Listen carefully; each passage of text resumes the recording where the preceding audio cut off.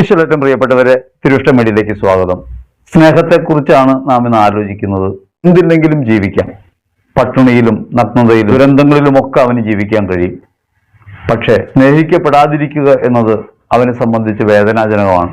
ജീവന്റെ അടയാളമാണ് സ്നേഹം. സ്നേഹത്തെ നമുക്ക് നിർവചിക്കാനാവില്ല. എന്താണ് സ്നേഹം എന്ന് വ്യക്തമായി അളന്നു തിരിക്കാനാവില്ല. അമേയമായ സത്യമാണ് സ്നേഹം.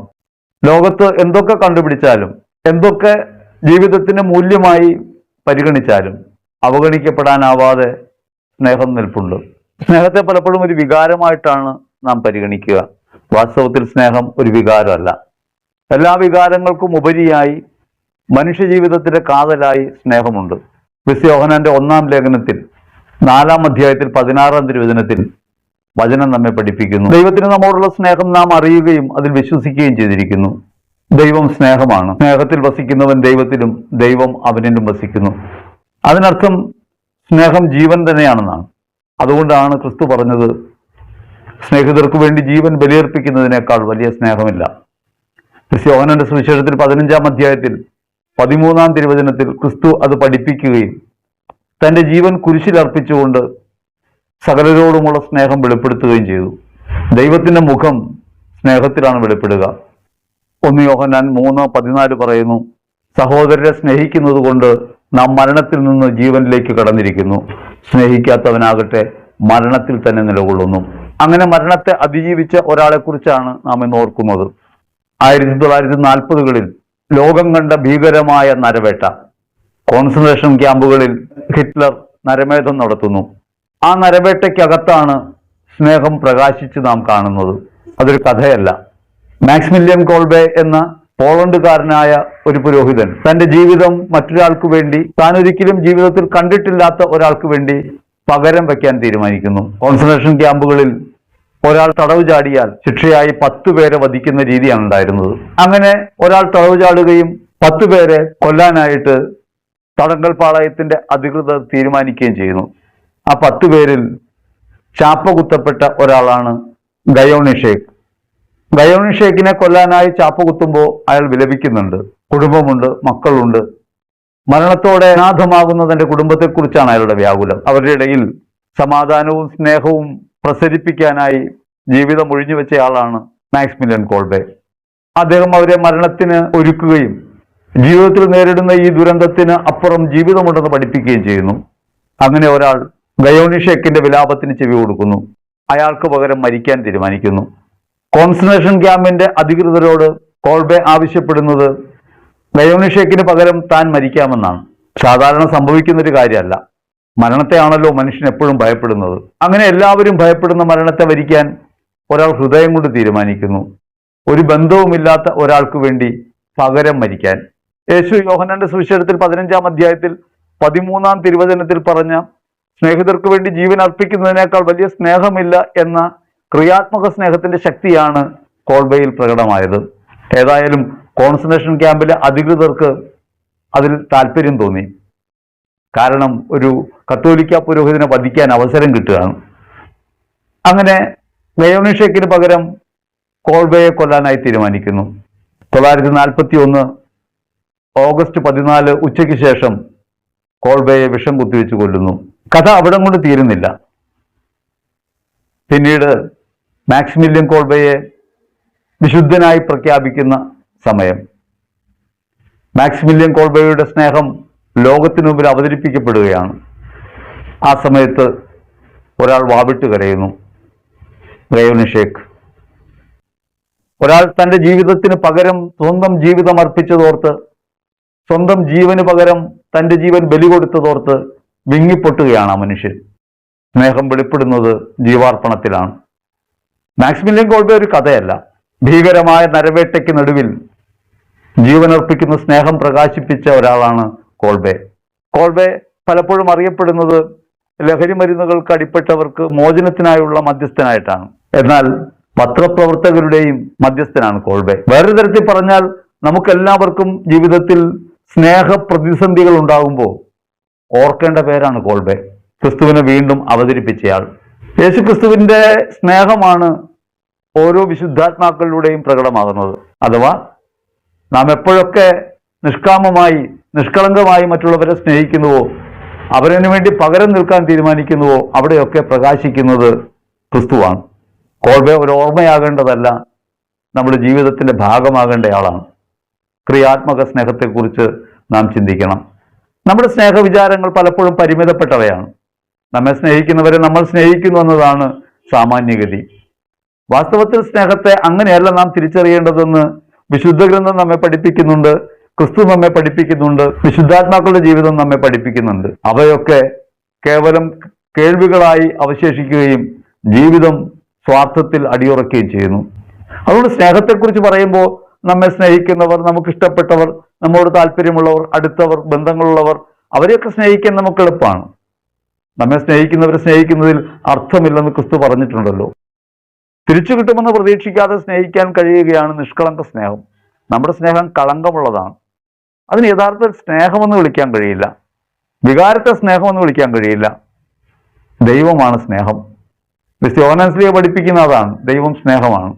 ദൈവം എങ്ങനെയാണ് സ്നേഹിക്കുന്നത്? ഫോർഗീവിങ് ആൻഡ് ഫോർഗീവിങ്, ക്ഷമിക്കുകയും കൊടുക്കുകയും ചെയ്യുന്ന സ്നേഹമാണ്. യേശു ഭൂമിയിൽ പ്രകാശിപ്പിച്ചത് ദൈവത്തിന്റെ സ്നേഹമാണ്. ആ ദൈവത്തിന്റെ സ്നേഹത്തിലായിരിക്കുകയാണ് കൽപ്പനയായിട്ട് അവിടെ നിന്ന് പറഞ്ഞത്. സഹോദരനെ സ്നേഹിക്കുന്നവനാണ് ദൈവത്തെ താൻ സ്നേഹിക്കുന്നു എന്ന വാക്കിനെ ഉറപ്പിക്കുന്നത്. ബെനഡിക്റ്റ് പാപ്പ സത്യത്തിൽ സ്നേഹിക്കണം എന്ന് ചാക്രിക ലേഖനം ഇറക്കുമ്പോൾ അതിന്റെ പുറകിലുള്ളതും ഈ സ്നേഹവിചാരമാണ്. പ്രിയപ്പെട്ടവരെ, അതുകൊണ്ട് എന്താണ് ക്രിയാത്മക സ്നേഹമെന്ന്, എന്താണ് ജീവാർപ്പണത്തിന്റെ വഴിയെന്ന് തിരിച്ചറിഞ്ഞ് മുൻപോട്ട് പോകാൻ കഴിയുമ്പോഴാണ് മാക്സിമിലിയൻ കോൾബെയെ നമ്മുടെ ജീവിതത്തിൽ അനുകരണീയമായ ഒരു മാതൃകയായി നാം മനസ്സിലാക്കുന്നത്, ക്രിസ്തുവിന്റെ സ്നേഹത്തിലേക്ക് നാം എത്തിച്ചേരുന്നത്. സാധാരണഗതിയിൽ സ്നേഹം എപ്പോഴും ഘോഷിക്കപ്പെടുന്നത് വാക്കുകളിലൂടെയാണ്. ഞാൻ നിങ്ങളെ സ്നേഹിക്കുന്നു എന്ന് എത്രത്തോളം പേർ പറഞ്ഞാലും എത്രയോ വട്ടം ആവർത്തിച്ചാലും സ്നേഹം അനുഭവമാകില്ല. സ്നേഹത്തിനുള്ളത് അനുഭവമൂല്യമാണ്. നിർവചിക്കാനാവാത്ത അമേയമായ സത്യമാണ് സ്നേഹം. ആ സ്നേഹത്തിലാണ് നാം നിലനിൽക്കുന്നത്. ആദ്യമേ പറഞ്ഞല്ലോ, എന്തൊക്കെ ജീവിതത്തിൽ ഇല്ലായ്മകൾ ഉണ്ടായാലും സ്നേഹമുണ്ടെങ്കിൽ നമുക്ക് ജീവിക്കാനാവും. ജീവൻ തന്നെയാണ് സ്നേഹം. എന്തുകൊണ്ടാണ് ക്രിസ്തു കുരിശിൽ സ്വയം അർപ്പിച്ചപ്പോൾ സ്നേഹം വെളിപ്പെട്ടത്? തൻ്റെ ജീവൻ ചിന്താൻ തയ്യാറായി. ആ ജീവൻ ചിന്തുന്നതിന്റെ പേരാണ് സ്നേഹം. ഉത്തമഗീതം പറയുന്നുണ്ട്, പ്രേമം മരണത്തെക്കാൾ ശക്തം. മരണം പോലെ തന്നെയാണത്. യഥാർത്ഥത്തിൽ ഒരു മരണം സംഭവിക്കാതെ സ്നേഹിക്കാൻ സാധ്യമല്ല. ഞാൻ എന്നിൽ മരിക്കാതെ എനിക്ക് വേറൊരാളെ സ്നേഹിക്കാൻ സാധ്യമല്ല. യോഹന്നാൻ ശ്ലീഹ തന്റെ 1-ാം ലേഖനത്തിൽ 3-ാം അധ്യായത്തിൽ 18-ാം തിരുവചനത്തിൽ പറയുന്നുണ്ട്, കുഞ്ഞുമക്കളെ, വാക്കിലും സംസാരത്തിലുമല്ല പ്രവൃത്തിയിലും സത്യത്തിലുമാണ് സ്നേഹിക്കേണ്ടത്. വാക്കിലും സംസാരത്തിലുമല്ല സ്നേഹം പ്രകടമാകേണ്ടത്, അത് ജീവിത പ്രവൃത്തികൾ വഴിയാണ്, സത്യത്തിലാണ്. സത്യം എന്നാൽ അമേയമായ ഒന്നാണ്, നശിച്ചു പോകാത്ത ഒന്നാണ്, നിലനിൽക്കുന്ന ഒന്ന്, നിത്യമായ ഒന്ന്.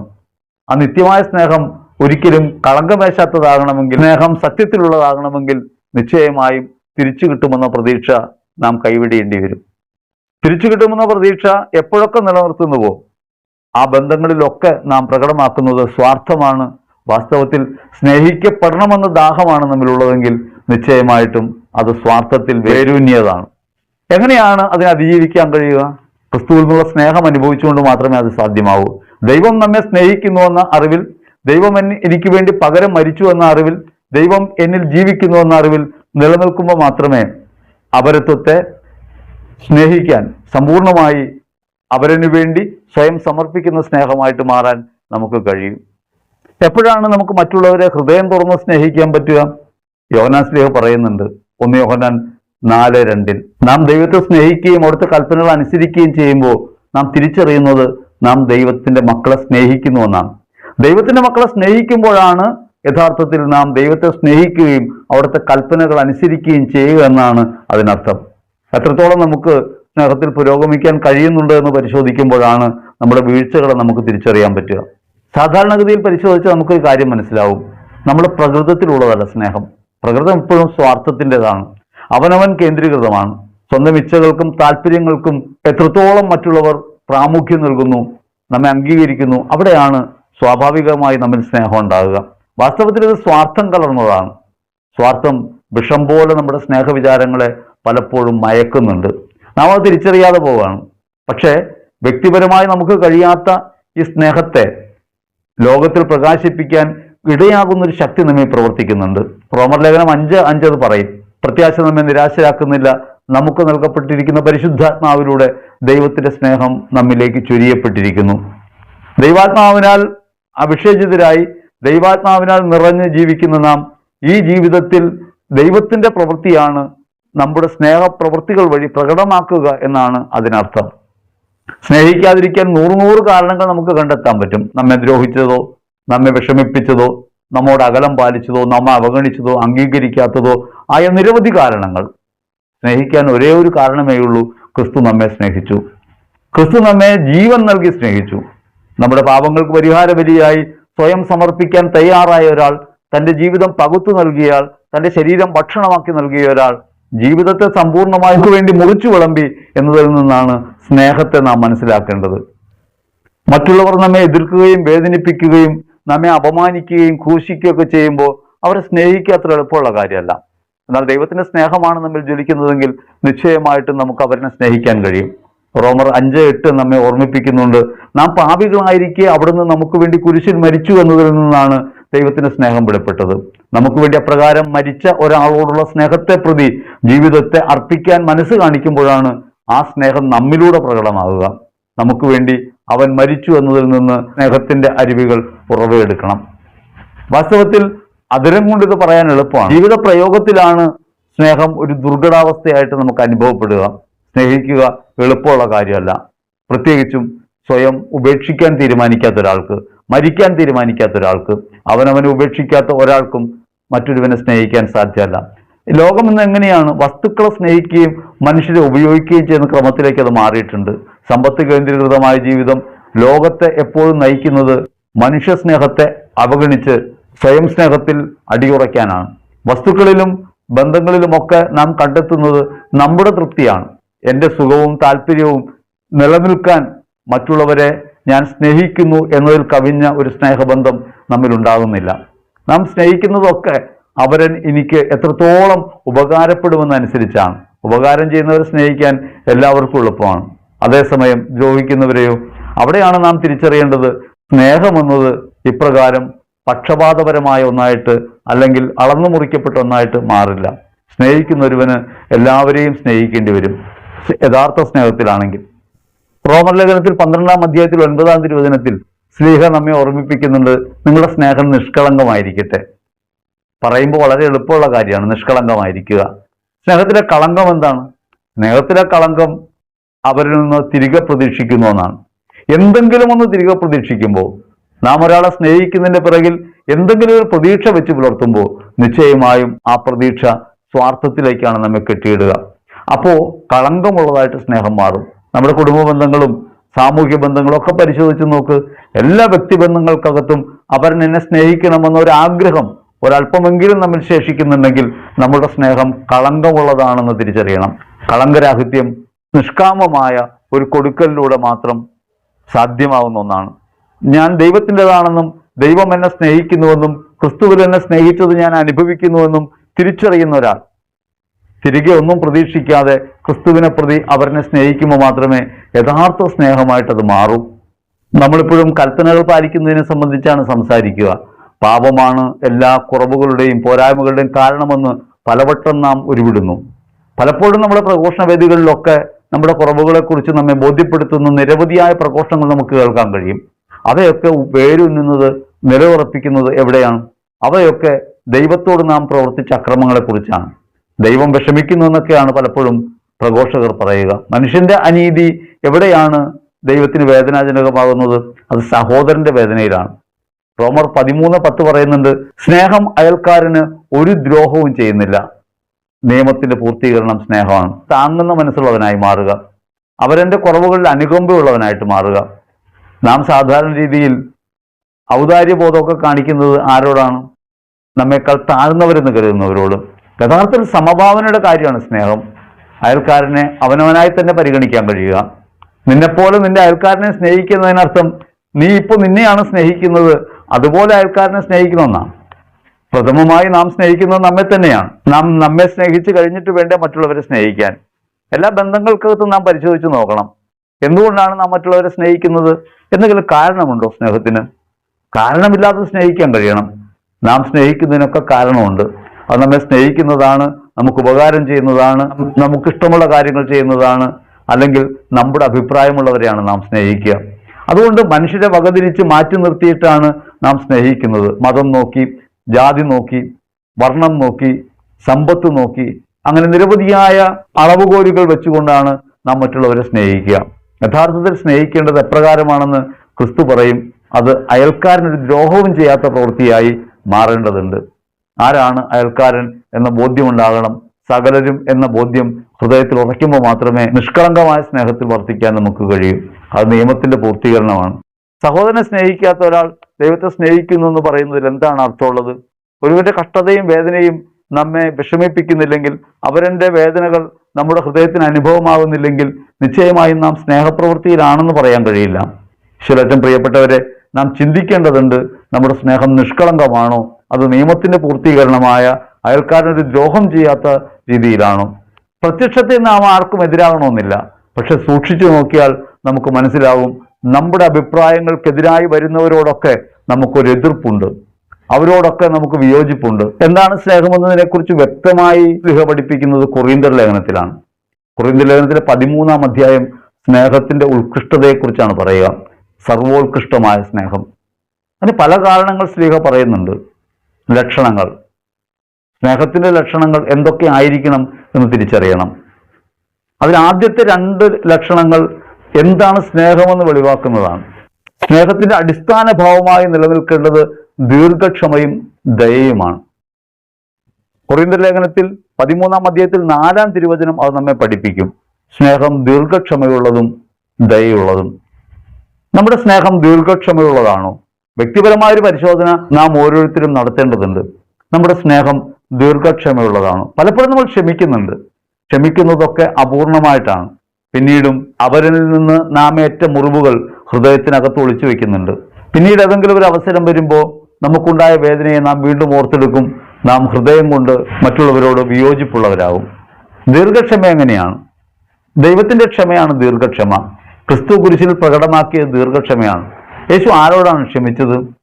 യേശു ദൈവത്തിനെതിരായ സകലരോടും, സ്നേഹത്തിനെതിരായ സകലരോടും, വിദ്വേഷം പുലർത്തുന്ന സകലരോടും, തന്നെ ക്രൂശിക്കുന്ന അന്ന് കൂടിയ യഹൂദരിലെ ചിലരോട് മാത്രമല്ല, സകല മനുഷ്യരോടും, എല്ലാവരോടും ഹൃദയം കൊണ്ട് ക്ഷമയുള്ളവരായി മാറാൻ പറ്റുക. അവർക്കറിവില്ല എന്നാണ് യേശു പറയുക. അവർക്കറിവില്ല എന്ന് പറയുന്നത് നാം സാധാരണഗതിയിൽ കുട്ടികൾ എന്ന് പറയുന്ന രീതിയാണ്. കുട്ടികൾക്കാണല്ലോ അറിവില്ലാത്തത്. എല്ലാവരെയും സഹാനുഭൂതിയോടെ കാണാൻ പറ്റുക. നമ്മെ അടിച്ച ഒരാൾക്ക് അറിവില്ല എന്ന പേരിൽ ഹൃദയം കൊണ്ട് ക്ഷമിക്കാൻ എത്രത്തോളം നമുക്കാവുമെന്ന് ആലോചിക്കണം. നമ്മളിപ്പോൾ പറയും, അറിവൊക്കെ ഉണ്ട്, അഹങ്കാരം കൊണ്ടാണ് അവൻ എന്നോട് ഇങ്ങനെ പ്രവർത്തിച്ചത്. നമ്മെ അപമാനിച്ചവരും കുറ്റപ്പെടുത്തിയവരും നമ്മെ വേദനിപ്പിച്ചവരുമായ പലരും നമ്മുടെ ലിസ്റ്റിലുണ്ട്. അവരെയൊന്നും കൈവിടാൻ കഴിയുന്നില്ല. അവരൊക്കെ തടവിൽ കിടക്കുകയാണ്. അവരോടൊന്നും നമുക്ക് ക്ഷമിക്കാൻ കഴിഞ്ഞിട്ടില്ല. ദീർഘക്ഷമ നിരുപാധികമായ ക്ഷമയാണ്. നീ എന്നോട് എന്ത് ചെയ്താലും അതിൽ വിഷമമില്ലാത്തൊരവസ്ഥ എനിക്കുണ്ടാകുക. നീ ചെയ്യുന്നതൊക്കെ, നിന്റെ ശരികളൊക്കെ എനിക്കെതിരായി മാറുമ്പോഴും നിന്നെ സ്നേഹിക്കാൻ എനിക്ക് കഴിയുക. അവിടെയാണ് ദീർഘക്ഷമ പ്രകടമാക്കുക. നാം തെറ്റ് ചെയ്തു, ആ തെറ്റിന് പരിഹാരമായി കുരിശിൽ മരിച്ചു എന്നതുകൊണ്ട് ക്രിസ്തുവിന്റെ ക്ഷമ അവസാനിക്കുന്നില്ല. വീണുപോകുന്ന സകലരോടും അവസാനത്തെ മനുഷ്യനോട് വരെ ക്ഷമിച്ചുകൊണ്ടാണ് ക്രിസ്തു കുരിശിൽ മരിക്കുന്നത്. അതുകൊണ്ടാണ് ഇന്ന് പാപസങ്കീർത്തനത്തിലൂടെ നമുക്ക് പാപമോചനം ലഭിക്കുക. യേശു ക്രിസ്തു ഭൂമിയിൽ കുരിശിൽ തറയ്ക്കപ്പെട്ട സമയത്ത് നാം ഈ ഭൂമിയിലില്ല. അതുകൊണ്ട് നാം ഇന്ന് ചെയ്യുന്ന പ്രവൃത്തികളിലെ വൈകല്യങ്ങൾ എങ്ങനെയാണ് ക്രിസ്തുവിനെ ക്ഷമിക്കാൻ കഴിയുക? യേശു ക്ഷമിക്കുന്നത് നിരുപാധികമായിട്ടാണ്, കാലദേശ പരിഗണനയില്ലാതെയാണ്, സകലരോടുമാണ്, മനുഷ്യത്വത്തോട് ക്ഷമിക്കുകയാണ്, മനുഷ്യത്വത്തിന്റെ പരിമിതികൾ അംഗീകരിക്കുകയാണ്. അതൊരു അറിവില്ലായ്മയാണ് എന്ന് ക്രിസ്തു ഉറപ്പിക്കുന്നു. ഈശ്വരേറ്റവും പ്രിയപ്പെട്ടവരെ, അങ്ങനെ അറിവില്ലായ്മയോട് ക്ഷമിക്കുന്ന ക്രിസ്തു ദീർഘമായി ക്ഷമിക്കുന്നു. നീ ഇനിയും എനിക്കെതിരായി മാറുമെങ്കിലും, നീ ഇനിയും എനിക്കെതിരായി ദ്രോഹങ്ങൾ ചെയ്യുമെങ്കിലും, നീ ഇനിയും നിന്റെ സ്വാർത്ഥത്തിൽ ജീവിക്കുമെങ്കിലും ഞാൻ നിന്നെ അളവറ്റ് സ്നേഹിക്കുന്നു. അളവില്ലാതെ നിരന്തരമായി ലോകാവസാനം വരെ സകല മനുഷ്യകുലത്തിന്റെയും പോരായ്മകൾക്ക് വേണ്ടി കൂടി യേശു കുരിശിൽ മരിക്കുന്നു. ദീർഘക്ഷമയാണ്.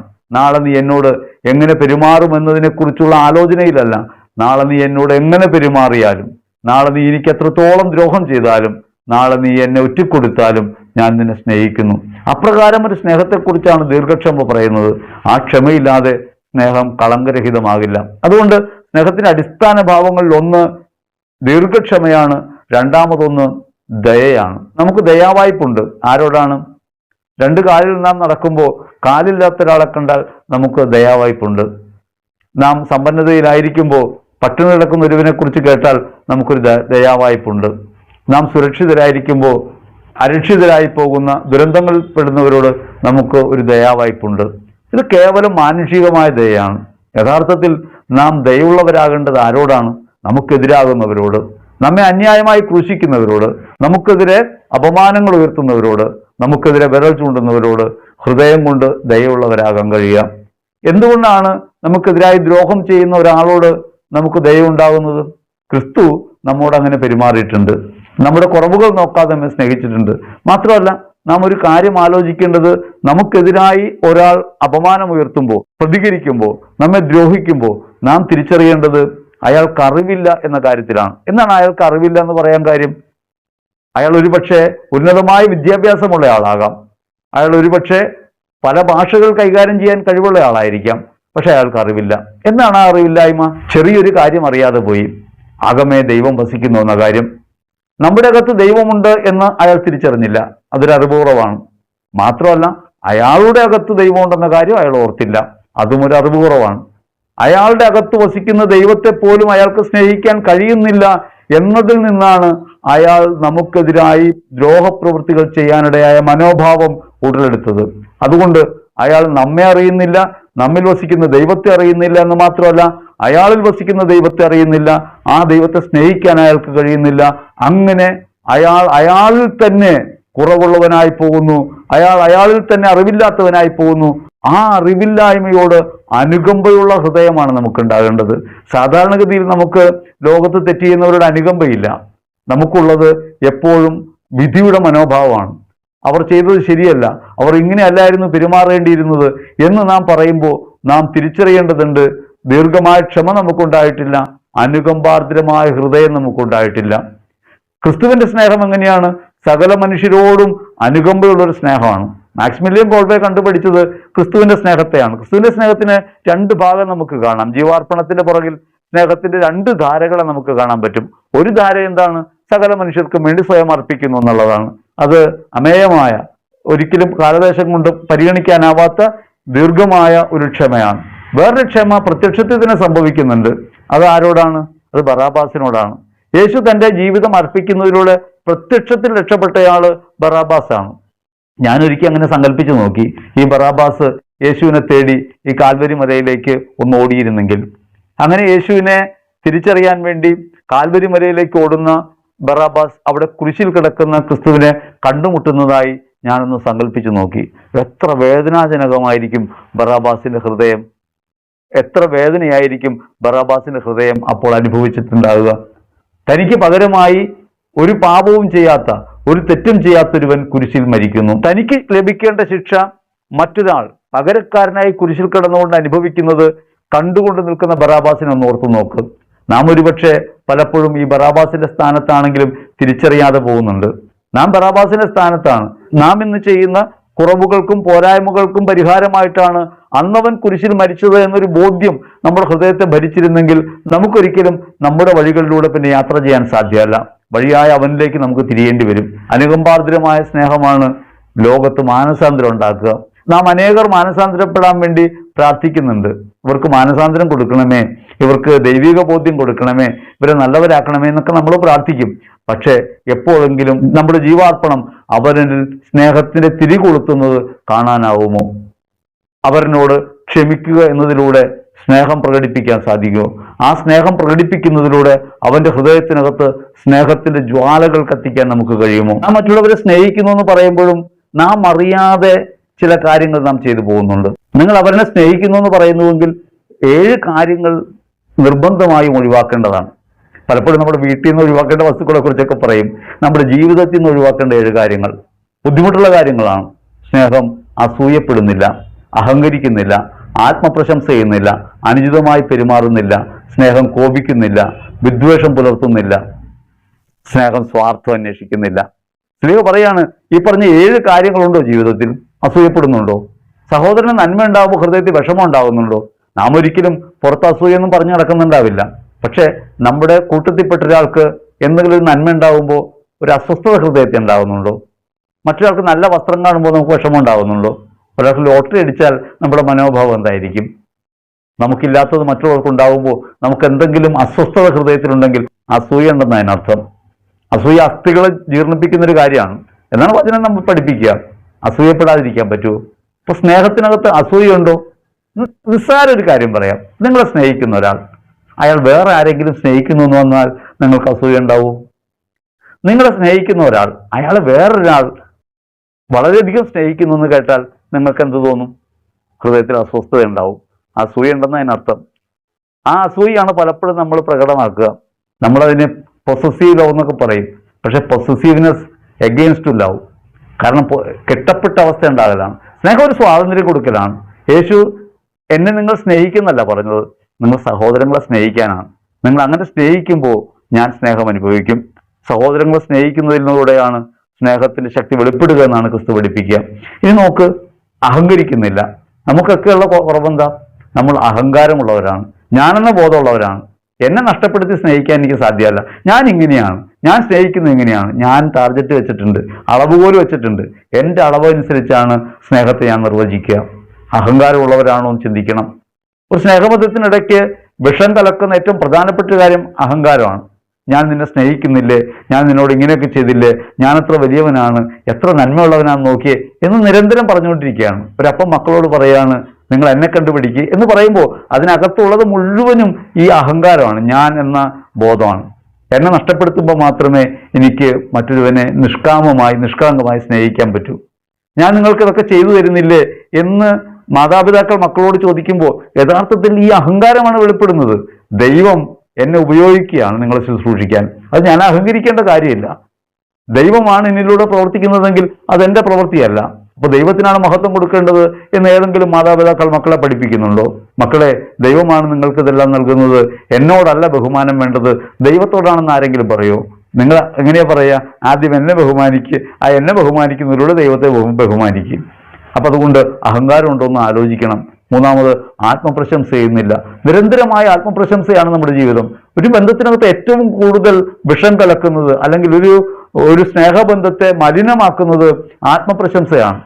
ഞാൻ ഇങ്ങനെയാണ്, ഞാൻ അങ്ങനെയാണ്, ഞാൻ വലിയവനാണെന്ന് നിരന്തരം നമ്മുടെ കൂടെയുള്ള ഒരാളോട് പറഞ്ഞുകൊണ്ടിരുന്നാലോ?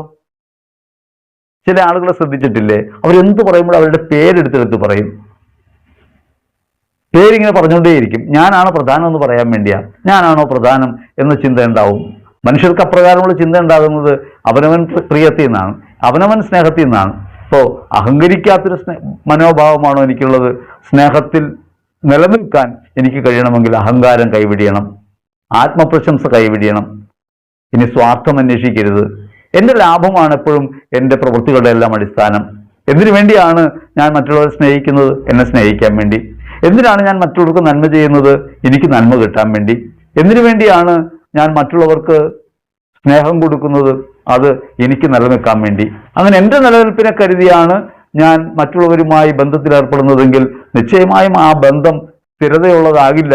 യഥാർത്ഥത്തിൽ അവിടെ പ്രവർത്തിക്കുന്നത് സ്വാർത്ഥമാണ്, സ്നേഹമല്ല. സ്നേഹിക്കുന്നവർക്കിടയിൽ ഉണ്ടാകേണ്ട പ്രധാനപ്പെട്ട കാര്യം അനുചിതമായി പെരുമാറരുത്.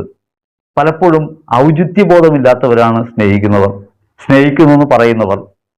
അനുചിതമായിട്ടാണ് പെരുമാറുന്നതെങ്കിൽ അത് സ്വാർത്ഥത്തിന്റെ കലർപ്പുള്ള സ്നേഹമാണെന്ന് മനസ്സിലാക്കണം. മറ്റുള്ളവരിൽ നിന്ന് നാം എന്ത് പ്രതീക്ഷിക്കുന്നുവോ, മറ്റുള്ളവർ നമുക്ക് എന്ത് ചെയ്തു തരണമെന്ന് നാം ആഗ്രഹിക്കുന്നുവോ അവ മറ്റുള്ളവർക്ക് ചെയ്തു കൊടുക്കാൻ മനസ്സുണ്ടാകുന്നതാണ് ഔചിത്യപൂർണമായ പ്രവൃത്തി. ഞാൻ അവരനെ എന്നെക്കാൾ ഉപരിയായി കണക്കാക്കാൻ തുടങ്ങുന്നു. ക്രിസ്തുവിനെ പ്രതി അവരനോട് സ്നേഹം പുലർത്താൻ തുടങ്ങുന്നു. അവിടെ ഔചിത്യപൂർണമായ സ്നേഹം നമ്മിലുണ്ടാവും. സ്നേഹത്തിനെതിരായ രണ്ട് തിന്മകൾ യോജിച്ച് പ്രവർത്തിക്കുന്നവയാണ്. കോപിക്കുന്നില്ല, വിദ്വേഷം പുലർത്തുന്നില്ല. സ്നേഹിക്കുമ്പോൾ നാം കോപിക്കുന്നത് പോലും സ്നേഹത്തിന്റെ അടയാളമായിട്ട് ചിലപ്പോൾ പറയും. സ്നേഹം കൊണ്ടാണ് ഞാൻ ഇങ്ങനെ പെരുമാറുന്നത്. സ്നേഹം കോപത്തിന് ഇട നൽകുന്നില്ല. സ്നേഹം ഒരു അണ്ടർസ്റ്റാൻഡിംഗ് ഉള്ള മനോഭാവമാണ്, മറ്റുള്ളവർ മനസ്സിലാക്കലാണ്, ഒരാളുടെ പരിമിതികളെ മനസ്സിലാക്കലാണ്, കുറവിനെ മനസ്സിലാക്കലാണ്.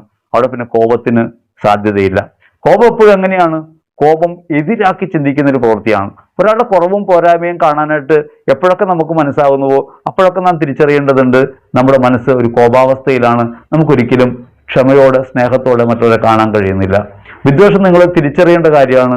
നമ്മുടെ അകത്ത് നാം പുറമേ പ്രകടിപ്പിക്കുന്നില്ലെങ്കിൽ പോലും അകമേ സമ്മർദ്ദം ഉണ്ടാക്കുന്നുണ്ടോ? വിദ്വേഷത്തിന്റെ വേരുകൾ വളർന്ന് ഉപദ്രവം ചെയ്യാതിരിക്കാൻ സൂക്ഷിച്ചുകൊള്ളുവിൻ. വിദ്വേഷം മൂലം ദൈവകൃപ നഷ്ടമാകുന്നു എന്ന് പറയുക. ദൈവകൃപയാലാണ് നമുക്ക് മറ്റുള്ളവരെ സ്നേഹിക്കാൻ കഴിയുന്നത്. ആ സ്നേഹത്തിന്റെ പ്രവൃത്തികൾ നഷ്ടപ്പെടുത്തുന്ന ഒന്നാണ് വിദ്വേഷം. അകമേ അത് എരിഞ്ഞുകൊണ്ടേയിരിക്കും. പുറമേ നമ്മളൊന്നും പറയണ്ടാവില്ല, പക്ഷെ അകമേ എരിഞ്ഞുകൊണ്ടേയിരിക്കും. പല ബന്ധങ്ങൾക്കകത്ത് നമുക്ക് കാണാൻ പറ്റും അനാവശ്യമായ പൊട്ടിത്തെറികളാണ് ഉണ്ടാകുക, ആവശ്യത്തിനുള്ളതല്ല.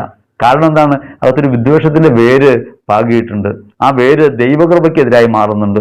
അതുകൊണ്ടാണ് അകാരണമായി പൊട്ടിത്തെറികൾ ഉണ്ടാകുന്നത്. എന്നിട്ട് പറയുന്നു, ഞാൻ കോപിച്ചു പോയി. കോപിച്ചു പോവുകയല്ല, വിദ്വേഷത്തിന്റെ സമ്മർദ്ദം അകമേ അനുഭവിക്കുന്നുണ്ട്. അതുകൊണ്ട് തിരിച്ചറിയേണ്ടതുണ്ട്, ഈ 7 കാര്യങ്ങൾ സ്നേഹത്തിന് വിരുദ്ധമായവയാണ്. നിങ്ങളുടെ ജീവിതത്തിൽ ദൈവിക ബന്ധം നഷ്ടപ്പെടുത്തുന്നവയാണ് 7 കാര്യങ്ങൾ. ഈ 7 കാര്യങ്ങളെ ആണ് നിങ്ങൾ ജീവിതത്തിൽ നിന്ന് ഒഴിവാക്കേണ്ടത്. വീട്ടിൽ വെക്കുന്ന ചിത്രങ്ങളെയോ അണിയുന്ന ആഭരണങ്ങളെയോ അല്ല മാറ്റേണ്ടത്. ഹൃദയത്തിനകത്തുള്ള 7 തിന്മകളെ നമുക്ക് നീക്കാൻ പറ്റണം. 7 തിന്മകളും സ്നേഹവിരുദ്ധമാണ്. അവയെല്ലാം നമ്മെ നയിക്കുന്നത് മരണത്തിലേക്കാണ് എന്ന് തിരിച്ചറിയണം. ശാശ്വതമായ സ്നേഹത്തിന്റെ അടയാളങ്ങളായിട്ട് സ്നേഹം 5 കാര്യങ്ങൾ വേറെ പറയുന്നുണ്ട്. സ്നേഹം സകലതും സഹിക്കുന്നു, സ്നേഹം സകലതും വിശ്വസിക്കുന്നു, സ്നേഹം സകലതും പ്രത്യാശിക്കുന്നു, സ്നേഹം സകലത്തെയും അതിജീവിക്കുന്നു, സ്നേഹം ഒരിക്കലും അവസാനിക്കുന്നില്ല. ഒരു സ്നേഹപ്രവാഹത്തിനകത്താണ് നാം. അതുകൊണ്ട് സ്നേഹം സഹനം ആവശ്യപ്പെടുന്നുണ്ട്. സഹനങ്ങളെ സ്വീകരിക്കാൻ ഹൃദയം ഉണ്ടാകുമ്പോഴാണ് നമുക്ക് ദൈവത്തെ തന്നെ സ്നേഹിച്ചു എന്ന് പറയാൻ പറ്റുക. പലപ്പോഴും നമ്മൾ ചോദിക്കുന്നത്, ഈ കഷ്ടതയും ദുരിതമൊക്കെ എൻ്റെ ജീവിതത്തിൽ എന്താണ് ദൈവമേ വരുത്തുന്നത്? ഞാൻ എന്ത് ചെയ്തിട്ടാണ് ദൈവമേ? ഇങ്ങനെ ചോദിക്കാത്തവരാരാ ഉള്ളത്? സ്നേഹം സഹനത്തിനെതിരായ ഒന്നായിട്ട് മാറുകയാണ്. യഥാർത്ഥത്തിൽ ദൈവത്തെ സ്നേഹിക്കുന്നവർ ദൈവകരങ്ങളിൽ നിന്ന് എന്തും സ്വീകരിക്കാൻ തയ്യാറുള്ളവരായിട്ട് മാറും. മിസ്റ്റർ അൽഫോൻസ പറഞ്ഞതുപോലെ, ഞാൻ എന്നെ അർപ്പിച്ചു, കർത്താവിൻ്റെ ബലിമേശയിൽ അർപ്പിച്ചു, അതിപ്പോഴും എരിഞ്ഞുകൊണ്ടേയിരിക്കുകയാണ്. ജീവിതത്തിൽ സ്നേഹാനുഭവം ഉണ്ടാകുമ്പോൾ തങ്ങളുടെ ജീവിതത്തിൽ ഉണ്ടാകുന്ന കഷ്ടതകളെയും വേദനകളെയൊക്കെ സ്വീകരിക്കാനുള്ള മനോഭാവം ഉണ്ടാകുക. നിങ്ങൾ ആലോചിച്ച് നോക്കിയേ, ഒരു കുഞ്ഞിനെ എടുക്കുമ്പോൾ ആ കുഞ്ഞ് അമ്മയെ ഭാരപ്പെടുത്തുന്നുണ്ട്. ആ ഭാരം അമ്മ അറിയാത്ത സ്നേഹമുള്ളത് കൊണ്ടാണ്. സ്നേഹം ഈ ഭാരത്തെ അറിയുന്നില്ല, ആ സഹനത്തെ അറിയുന്നില്ല.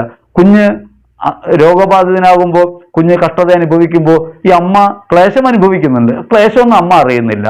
മക്കൾക്ക് വേണ്ടി അധ്വാനിക്കുന്ന മാതാപിതാക്കൾ തങ്ങളുടെ ജീവിതത്തിൽ നിരവധിയായ കഷ്ടതകളിലൂടെ കടന്നു പോകുന്നുണ്ട്. അവരത് അറിയാത്ത എന്തുകൊണ്ടാണ്? അവരറിയാത്ത സ്നേഹമുള്ളത് കൊണ്ടാണ്. സഹനം ഉണ്ടാകുന്നത്, ആ സഹനങ്ങളെ സ്വീകരിക്കാൻ കഴിയുന്നത് സ്നേഹമുള്ളപ്പോഴാണ്. സ്നേഹം സകലതും സഹിക്കും. എല്ലാ ദ്രോഹവും സഹിക്കാൻ ക്രിസ്തുവിൽ ശക്തിയുള്ളത് എന്തുകൊണ്ടാണ്? ക്രിസ്തുവിൽ സ്നേഹമുള്ളത് കൊണ്ടാണ്. ദൈവത്തിന്റെ പരിശുദ്ധാത്മാവ് പ്രവർത്തിക്കുന്നതുകൊണ്ടാണ്. അപ്പൊ അതുകൊണ്ട് സകലതും സഹിക്കുന്നതായിട്ട് മാറണം, സകലതും പ്രത്യാശിക്കുന്നതായിട്ട് മാറണം, വിശ്വസിക്കുന്നതായിട്ട് മാറണം. സകലത്തെയും അത് അതിജീവിക്കും. എല്ലാറ്റിനെയും അതിജീവിക്കുന്ന ഒന്നായി സ്നേഹത്തെ തിരിച്ചറിയാൻ പറ്റണം.